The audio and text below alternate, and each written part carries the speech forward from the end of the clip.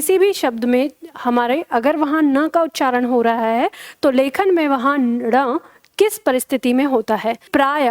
प्राय का मतलब अपवाद भी हो सकता है उसमें। तो प्राय संस्कृत के जो हमारे शब्द होते हैं, अगर उन शब्दों में कहीं पर भी ऋ स्वर या र व्यंजन या मूर्धा श व्यंजन आया हो और इनके बाद पहले स्थान पर, दूसरे स्थान पर, तीसरे स्थान पर, चौथे स्थान पर कहीं पर भी अगर कोई न आता है या न आया हुआ हो तो वह ण में परिवर्तित हो जाता है। ये नियम एक संस्कृत का नियम है, ना ये किसी संधि का नियम है, ना किसी प्रत्यय का, ना उपसर्ग का। छोटे छोटे हमारी वर्तनियों के कुछ नियम होते हैं। तो जिस तरह से, जैसे हम यहाँ देखेंगे, इसी आधार पर हमारे कुछ शब्द होते हैं जिनमें कन्फ्यूज़न बना रहता है छात्रों का। तो ध्यान दीजिए, जैसे शब्द है हमारा भूषण। अब आपने देखा होगा बहुत सारे लोग जब भूषण शब्द को प्रयोग करते हैं, बोलते हैं, तो वो भूषण न कह के भूषण कहते हैं, यानी न, लेकिन लेखन में ण लगाते हैं। क्यों? क्योंकि हमारा यहाँ पर मूर्धा श का प्रयोग हुआ है और इसके तुरंत बाद यहाँ न आना था, लेकिन वो किस में बदल गया? ण में। इसी तरह से शब्द है हिरण।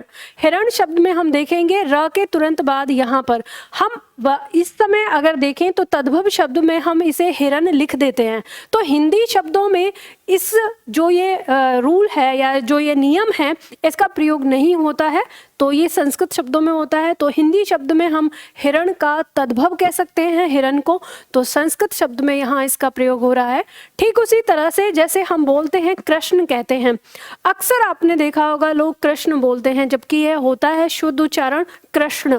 ड़ इसमें लगा हुआ होता है। क्यों? क्योंकि यहाँ पे मूर्धा श हमारा आ गया है, उससे पहले हमारा री भी आ रहा है, तो यहाँ पे जो न ध्वनि है वो हमारी ड़ लिखी जाती है।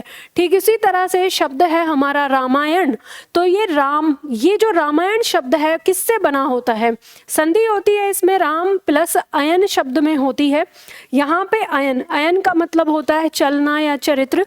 तो यहाँ का जो न है वो किस वजह से बदलता है? इस वजह से कुछ लोग इसे व्यंजन संधि में भी रखते हैं, जो कि गलत होता है। ध्यान दीजिएगा, यहाँ पर म का अंतिम अ और अयन का यहाँ पर अ दोनों मिलकर आ बनाते हैं और हमारा जो शब्द बनकर आता है वो रामायण शब्द बनकर आता है। लेकिन यहाँ पर आपको समझना है कि ये जो र आ गया है, तो संस्कृत के इस नियम के अंतर्गत ये जो हमारा न है, अब हम इसको परिवर्तित करके ण में बदल देते हैं और यह शब्द बन जाता है हमारा रामायण, और इस तरह से यह शब्द बनता है।